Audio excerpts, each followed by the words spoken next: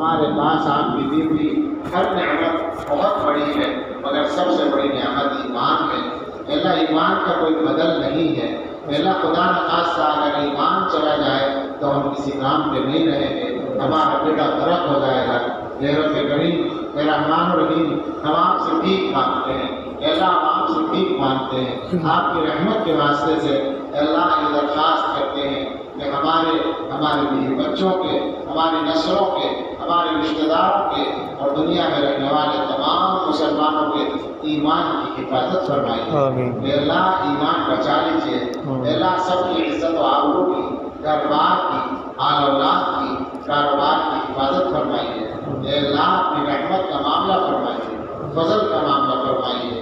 اے اللہ ہمارے گناہوں جیسا ہمارے ساتھ معاملہ نہ فرمائیے، اپنی مغفرت اور اپنی رحمت جیسا معاملہ فرمائیے۔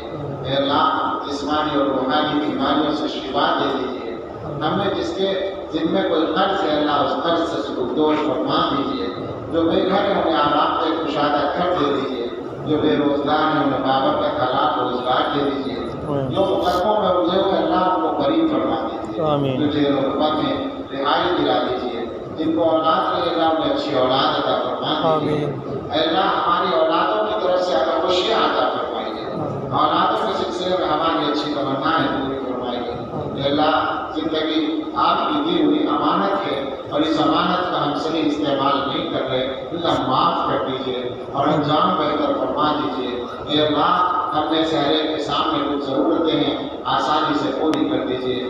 ہمارے دلوں میں کچھ تمنائیں ہیں، اللہ ہماری اچھی تمنائیں پوری فرما دیجیے اور بری تمناؤں سے ہمارے دلوں کو پاک فرما دیجیے۔ اللہ غیب سے مدد فرما دیجیے۔ اللہ اپنی رحمت خاص کی نظر ڈال دیجیے۔ اللہ ہمارے دلوں پر اپنی رحمت خاص کی نظر ڈال دیجیے۔ اے اللہ یہ بستی بزرگوں کی نسبت رکھنے والی بستی ہے، ہمیں اس کی لاج رکھنے کی، اس نسبت کی لاج رکھنے کی توفیق عطا فرما دیجیے۔ اے اللہ ہم سب کو اپنے اچھے بندوں میں شامل فرما دیجیے۔ اے اللہ ہم نے جو مانگا ہے وہ عطا فرما دیجیے اور جو خیر مانگنے سے رہ گئی اور ہمیں اس کی ضرورت ہے اللہ کو بھی عطا فرما دیجیے اور ہر شر سے بچا دیجیے۔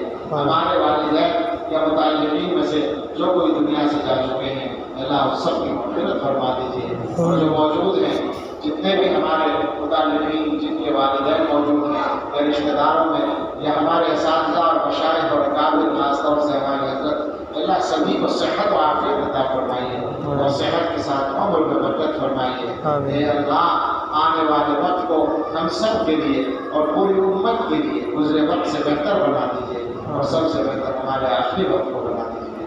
ربنا تقبل منا انك انت السميع العليم وتب علينا انك انت التواب الرحيم صلى الله تعالى على خير خلقه سيدنا محمد وآله وأصحابه أجمعين برحمتك يا أرحم الراحمين۔